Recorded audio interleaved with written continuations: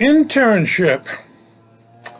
I've I've done internships. I did an internship at one of the TV stations in Chicago on the weekends. On the weekends, I I did that as an experience, and I learned it quite well. Everything about the TV station that I didn't know before I got a chance to do. Oh, what did I do? Well, I couldn't touch anything in the TV station because I didn't have a broadcasting license. That's right, FCC broadcasting license. So what I was doing on the weekends was very simple. I sat at a reception desk. I answered telephones while watching the TV monitor and everything else. And people would call in, and I would answer the phone. Hello, da da da da da. Oh yes, I can help you.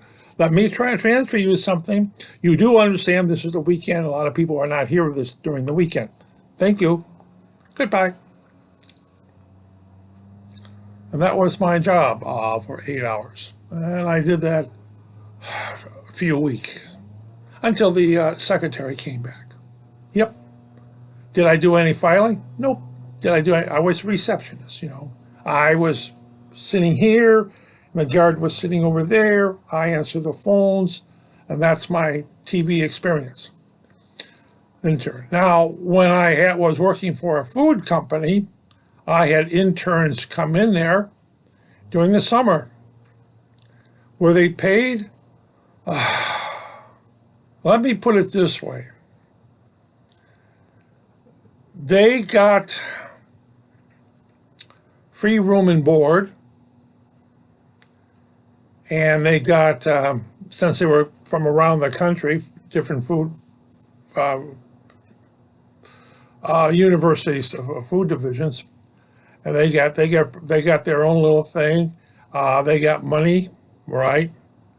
And when they left the motel, Kraft was hit with a bill for cleanup. Bunch of pigs. Were any of these students ever hired? No. Not for what they did into the motel that they were in. Like, oh, yes. Well, in my little division of the analytical chemistry, I had a student come in there, and I explained to him, you did Babcock in Babcocks were little bottles like this, small neck, large bottom, you know, and you put like cheese in them, and then you put sulfuric acid into them, and it was. They said, "Well, you've done this one." Oh yes, we do Bob Babcock's there. Yes, you did it that way. We don't do that anymore. One is it was too dangerous, and we don't do that anymore. We are now working with a robot. A robot? Yes, a robot. We learned how to program a robot. Just like I can program a robot.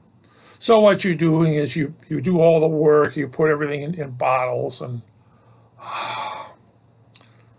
the robot does all the work.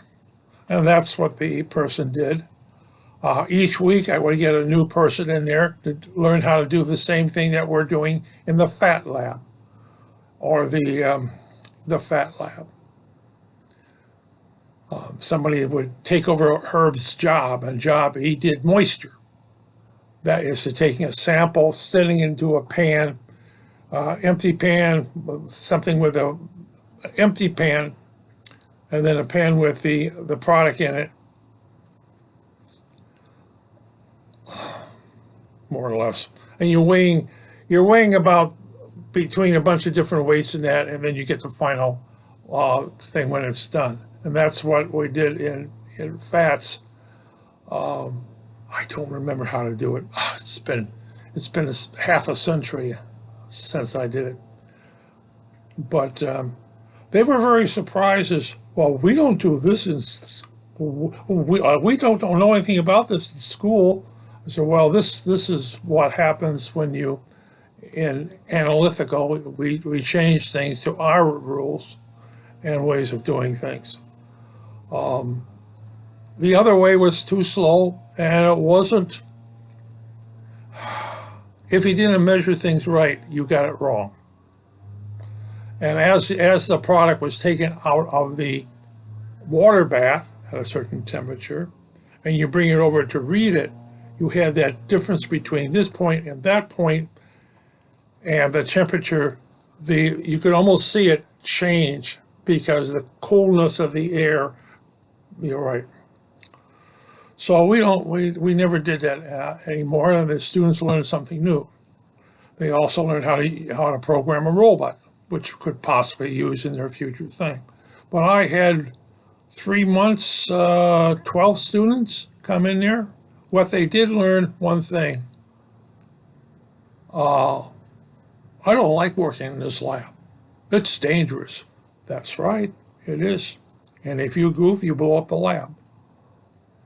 What do you mean? Well, what you're handling is ethyl ether. It explodes at 78 degrees. Well, what happens? It blows up. In this lab, it blows everything out the window.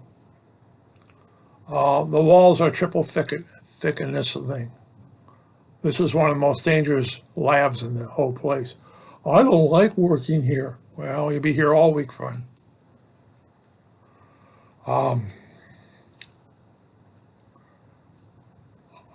And the intern did is basically this. I was taking a food science course at a university, and on a Friday, I would go down to the university, Friday and Saturday, take courses, work down there. So this intern who was studying for whatever he was doing, we have industrial waste, and it was put in a bucket. And what happens in that bucket is that you pour it into a sink and you put sodium hydroxide and it bubbles away. You join for a pH of 7, and then you flush it down the sewage line, the drain. It's all basically producing water and salt. And oh yes, you take a little hood and you put it over before you do anything. And when I was away on a Friday, he poured it into a sink, poured sodium hydroxide into it. It bubbled away, filled the lab full of ether, and he goes into the hallway and opens the door. Now, my lab was a negative 0 atmosphere. Air was always being sucked up the hoods. I had 3 hoods and 3 hoods sucking up air, and a couple of the stoves. The stove had around it had sucking up air. So I got a constant airflow in my lab of negative pressure. What he did was he opened the door.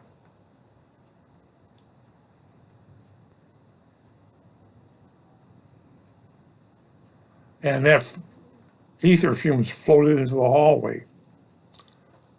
Boom! They hit the, oh my God, people were choking. Oh my God, people were choking.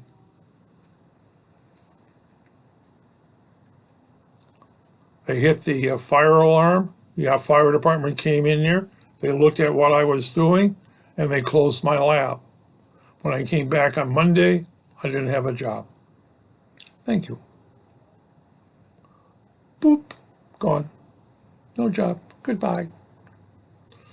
Do I like internships? No.